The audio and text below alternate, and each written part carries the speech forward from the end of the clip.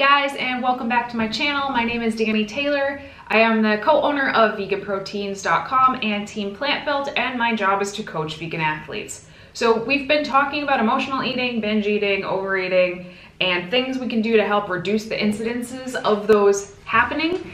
And so far we've covered lots of different physiological reasons why we tend to overeat. That's a cat. But today we're going to start focusing on environmental reasons why we tend to overeat. And the first one that we're going to start with today is literally, what is the environment that you are eating your food in? So stop and think about the last 3 or 4 meals that you've eaten. How were you eating them? This is very important. A lot of us eat meals on the go, and sometimes our schedules make it so we have to eat meals on the go. However, a lot of us eat meals kind of on the go when we don't necessarily have to. We eat food in a very distracted state.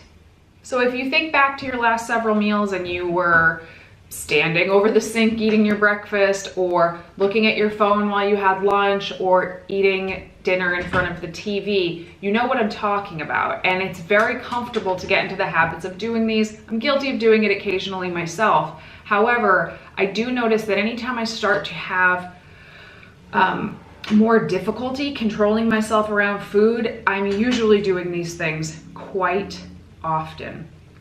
So I think that when we are focused on something other than the food that we're eating, like having a conversation on the phone, going through social media, or watching TV, it's very easy to end up eating more than you need or that you even want, or eating foods that you aren't particularly in the mood for because you're not really giving the food your full attention. So I think that if you do struggle with overeating or binge eating, then making sure that when you do have a meal, you set up your environment in the best way possible for yourself. It's really, really important. So we've already gone over a bit of what to eat and when to eat, and I do think that eating on a schedule can be quite important. So having set times for breakfast, lunch, dinner, and snacks is really, really important, but also setting up how you're going to eat them. Whenever it's possible, try to create a focused environment around the food. Sit at the table and eat your food at the table. If you can't sit at a table, maybe you're at work, turn away from your work, eat at a separate part of your desk, not looking at your computer, and eat your food that way. If you have to eat in the car, try not to do it while you're driving. See if you can pull over, or maybe you're eating your lunch in the car on your lunch break.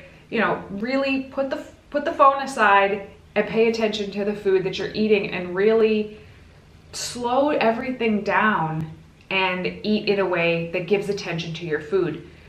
So many things are going to happen when you start doing this. 1, you are going to experience the food a lot better. You're probably going to enjoy your food quite a bit more. And when you enjoy your food more, you're less likely to overeat it. They've done mindful eating experiments that I think are really great, where they have some people eat however they normally eat, and then they teach other people to eat their food mindfully. So very slowly, paying attention to every bite and all the textures and smells and the way the food looks. And the mindful eating group always ends up eating less than the other group, because they're able to give so much of their focus to the food that all of the senses that they need fulfilled are fulfilled faster when they're paying attention to all the aspects of their food. There are certain exercises that you can do that seem a little silly, but they're kind of cool. If you want to, go ahead and Google mindful eating exercises. One that I really got that I got a kick out of was eating a raisin. 1 raisin mindfully, and really notice it, like this teeny tiny food, like how much experience you could get out of eating this one little food when you really paid attention to it. So this week's tip is to limit distractions while you're eating. I know it's not always possible, but it is possible, probably more than you are allowing yourself to take control of. So shut the TV off, sit down at the table. Don't eat standing up. Set little rules for yourself. And I've had a lot of success with clients setting small rules for themselves if there's something they tend to struggle with.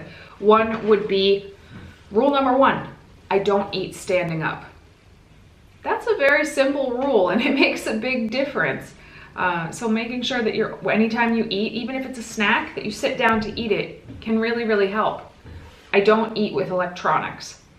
Phone, TV, put them away, and don't allow yourself to eat something while you're playing with those things.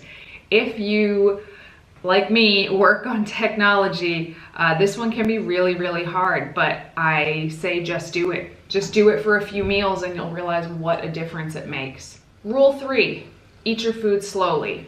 I grew up working in restaurants where you literally are basically trained to inhale your food over a trash can if you want to eat during a 12-hour shift.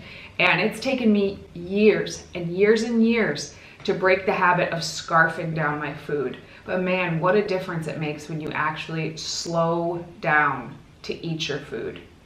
So those are just 3 little rules that are super, super simple, not easy, but simple to implement. And they can make a really big difference in terms of how much attention we give to our food and therefore how much satisfaction we receive from that food. So let's start with those things this week. 3 things. Always eat sitting down. Do not eat with electronic distractions, and try to eat your food slowly. Those 3 things are environmental things that we have complete control over, and when you start to implement them, you're going to find yourself tending to overeat or binge eat less and less and less.